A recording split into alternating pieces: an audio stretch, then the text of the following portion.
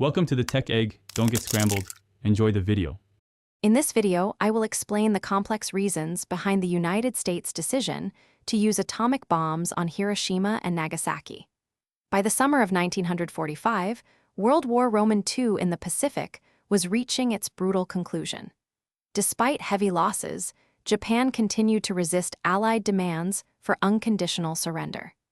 U.S. military planners anticipated a massive land invasion of Japan, which they projected would result in a very high number of casualties for both sides.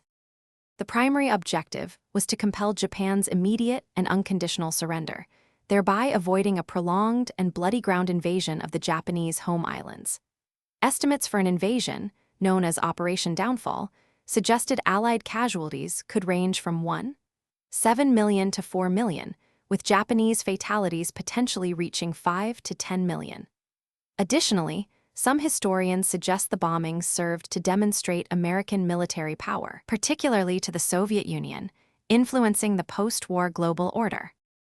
On August 6th, the first atomic bomb, nicknamed Little Boy, was detonated over the city of Hiroshima.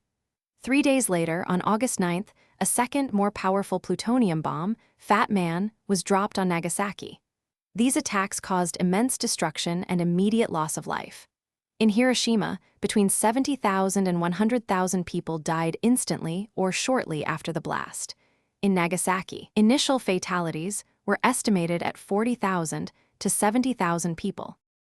By the end of 1945, the total death toll from both bombings tragically rose to between 150,000 and 246,000 people, with many more suffering long-term health effects like radiation sickness and various cancers.